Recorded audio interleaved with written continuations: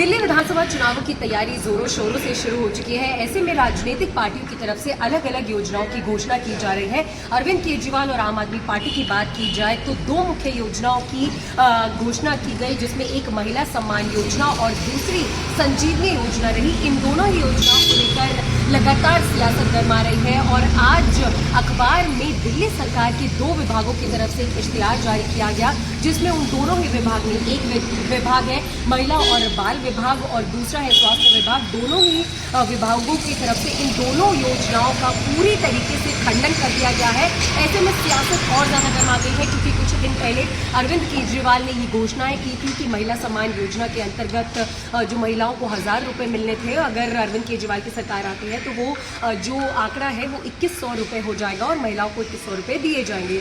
दूसरी है संजीवनी योजना, जिसके अंतर्गत बुजुर्गों का मुफ्त इलाज अस्पतालों में किया जाएगा। तो इन्हीं दोनों योजनाओं का खंडन करते हुए आज अखबार में एक इश्तिहार दिया गया है दिल्ली सरकार के द्वारा। अब इस पर लगातार सियासत गर्मा रही है, क्योंकि भारतीय जनता पार्टी ने कल प्रेस कॉन्फ्रेंस की। सांसद बांसुरी स्वराज, सांसद मनोज तिवारी, इन सभी के बयान लगातार सामने आ रहे हैं और साफ तौर पर बीजेपी की तरफ से भी ये कहा जा रहा है कि संजीवनी योजना जैसी कोई योजना अरविंद केजरीवाल सरकार की नहीं है। साथ ही साथ अगर बात की जाए महिला सम्मान योजना, तो 2100 रुपये जो देने के वादे किए जा रहे हैं उस पर भी बीजेपी ने साफ तौर पर खंडन किया है। ऐसे में अब आम आदमी पार्टी की अगर बात की जाए तो जब ये अखबार में इश्तिहार सामने आया तो अरविंद केजरीवाल और संजय सिंह की बात की जाए तो उन दोनों ने ये साफ तौर पर कहा है कि जो अधिकारी है वो बीजेपी के दबाव में आके ऐसे इश्तिहार दे रहे हैं या ये जो भ्रामक जानकारी है वो सामने रख रहे हैं। साथ ही साथ अरविंद केजरीवाल का ये भी कहना है कि इन्हीं दोनों योजनाओं की वजह से जो बीजेपी सरकार है वो बौखला रही है। तो इसमें लगातार सियासत गरमाती जा रही है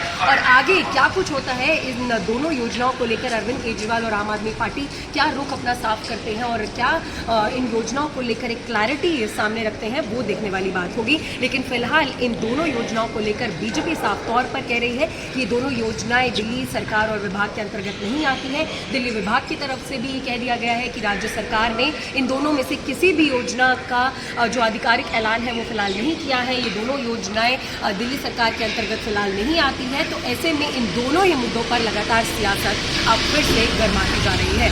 मैं मेहंदी गर, आप इसी तरीके से खबरें देखते रहिए और इन खबर आपको दिल्ली चुनावों से लेकर विधानसभा चुनावों से लेकर जो भी अपडेट्स होंगे वो बताते रहेंगे।